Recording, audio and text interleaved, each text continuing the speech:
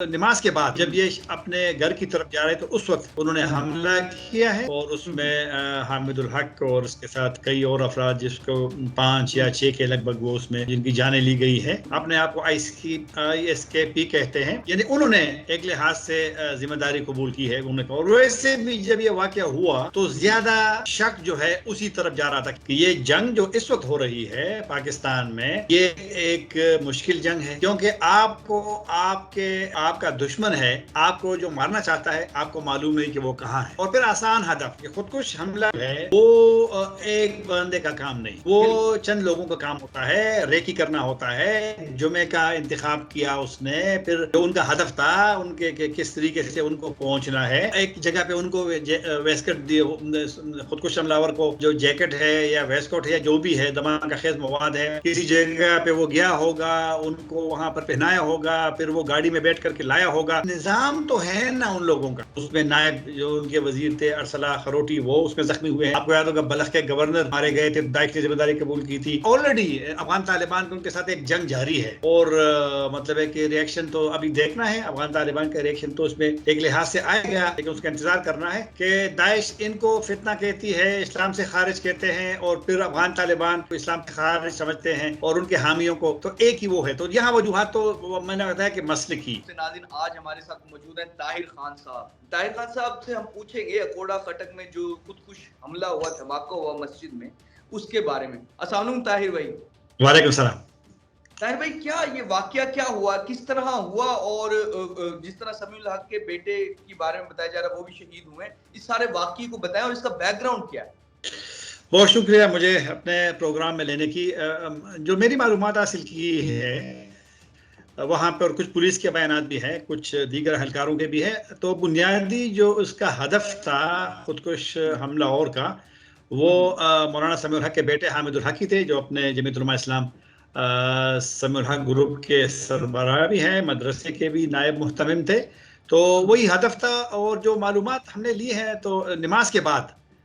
جب یہ اپنے گھر کی طرف جا رہے تو اس وقت کسی جگہ پہ انہوں نے حملہ کیا ہے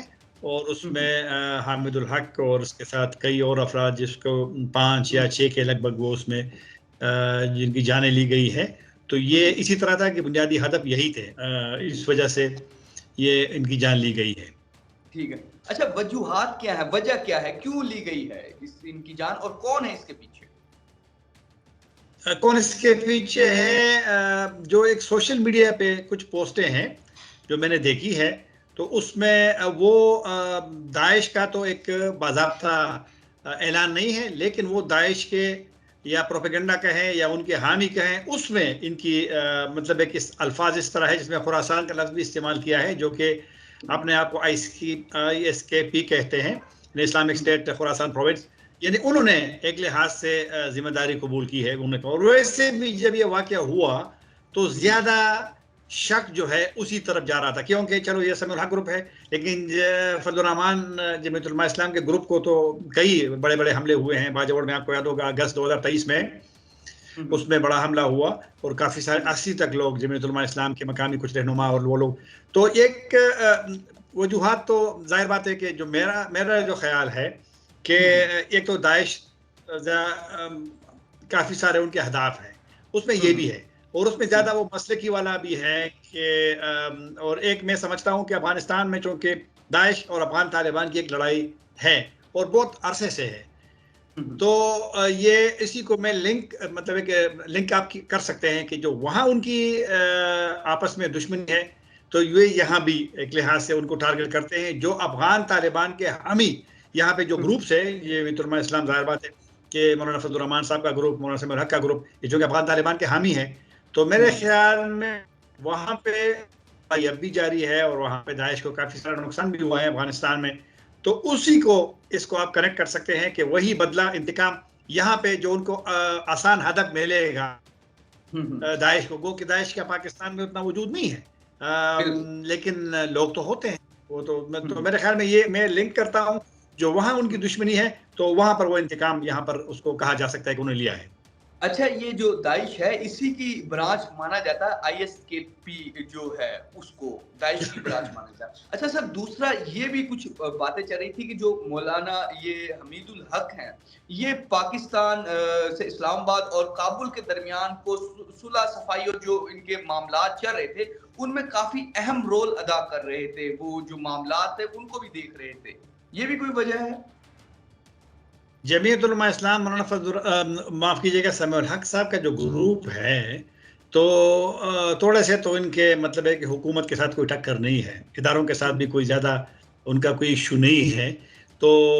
افغانستان یہ گئے تھے, بالکل جمعیت علماء اسلام وفد گیا تھا جس میں یہ خود شامل تھے, کافی ملاقاتیں ان کی وہاں ہوئی ہے اور اوپنلی وہ ان کو سپورٹ بھی کرتے رہے ہیں ماضی میں بھی اور اب بھی. اور دوسری بات یہ ہے کہ حامد الحق نے کو دوبارہ بھی وہاں سے ایک دعوت آئی تھی کچھ سیاسی لیڈروں کو افغان طالبان نے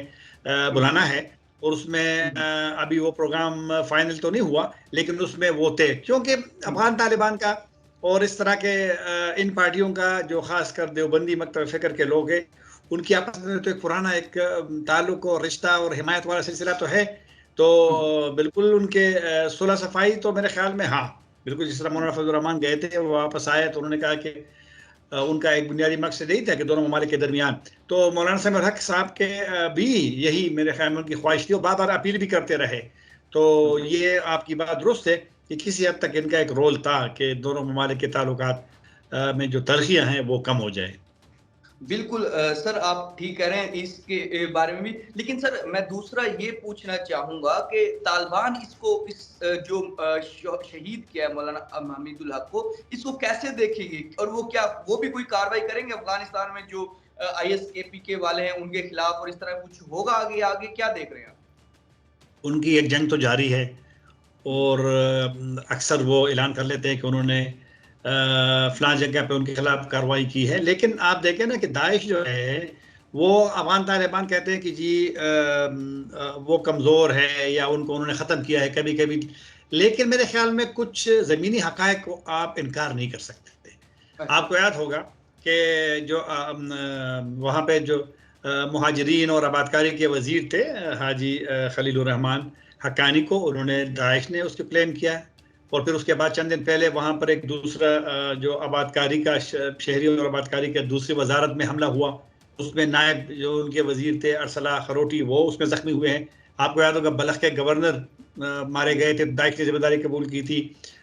پھر بدخشان کے نائب گورنر مارے گئے تھے, اور کافی سارے مطلب ہے کہ حملے وہاں بڑے بڑے ہوئے ہیں. ابھی آپ نے کندوز میں کندوز شمال میں ہے, کیونکہ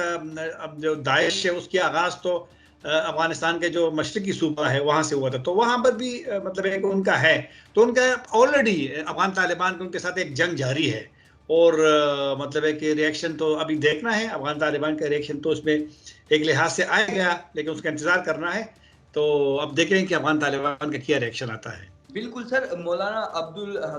حمید الحق ہیں, ان کے والد صاحب سمیع الحق, ان کو جب پنڈی میں ان کو شہید کیا گیا تو ان کے بھی قاتل ابھی تک پکڑے نہیں گئے, ان کو بھی ابھی تک پکڑا نہیں گیا, اور ان کا کوئی ابھی بدلہ جو اس طرح کی کوئی چیزیں ہوتی وہ بھی نہیں ہوئی. تو آپ کیسے دیکھ رہے ہیں اس کو, اس قتل اور اس ٹائم جو مولانا سمیع الحق شہید ہوئے وہ کن وجوہات کی وجہ سے ہوئے, اور آج کا جو یہ شہید ہوئے ہیں حمید الحق یہ کن وجوہات کی وجہ سے ہوئے؟ دیکھو نا, اس کی وجوہات تو میں نے آپ کو بتائی ہے کہ میں جب اس کو دیکھتا ہوں نا اس حملے کو, آج کے تازہ حملے کو, تو یہ وہی میں جو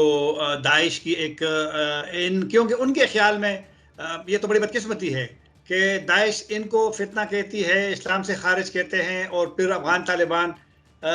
حالانکہ پاکستانی مذہبی رہنماؤں کا اس طرح کوئی داعش کے حوالے سے کوئی واضح موقف نہیں آیا جس طرح افغان طالبان کا ہے, کیونکہ وہ ان کو فتنہ سمجھتے ہیں, اسلام سے خارج سمجھتے ہیں, اور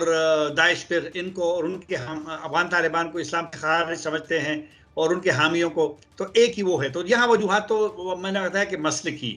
اور جو سوشل میڈیا پہ پوسٹیں میں نے دیکھی ہے تو انہوں نے وہ یہی کہا تھا کہ جی یہ مطلب ہے کہ ان کے بقول یہ فتنہ تھا اور اس لیے اس کو نشانہ بنایا گیا. مولانا سمیع الحق صاحب کا جو واقعہ ہوا تھا اس کے بارے میں تو بعد میں نہ پولیس کا کوئی بیان آیا, نہ کوئی رپورٹ آئی ہے, نہ کسی نے اس کو کلیم کیا تھا, تو وہ ایک الگ تھا, کیونکہ اس کے بارے میں بالکل اس وقت تک, حالانکہ اس کے کافی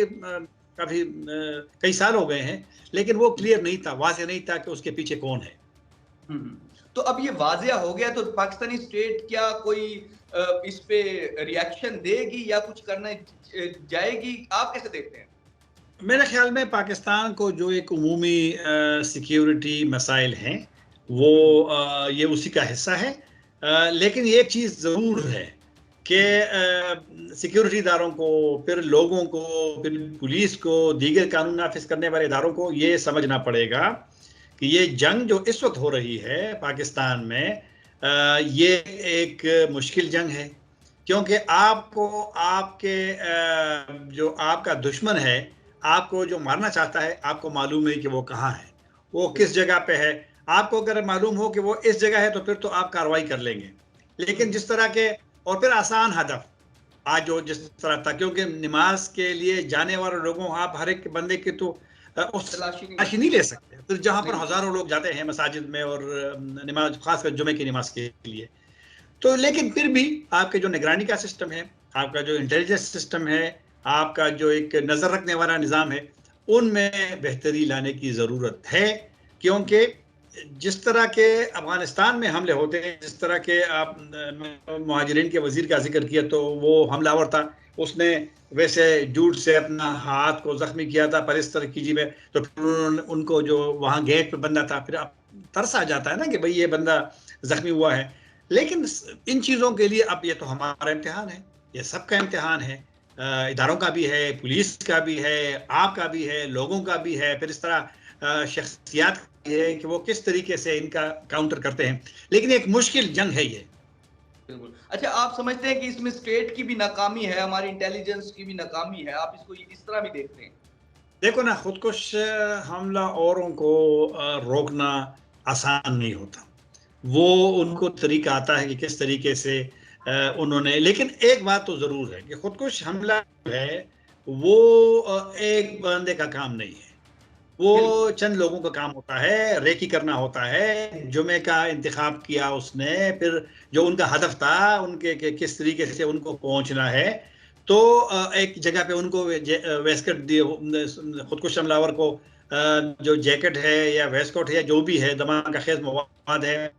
کسی جگہ پہ وہ گیا ہوگا، ان کو وہاں پر پہنایا ہوگا، پھر وہ گاڑی میں بیٹھ کر کے لایا ہوگا، ایک نظام تو ہے نا ان لوگوں کا۔ تو میں سیکیورٹی کو اوورال تو میں ناکامی نہیں کہہ سکتا، لیکن ایک چیلنج تو ہے، اور ظاہر بات ہے کتنا بڑا حملہ ہوتا ہے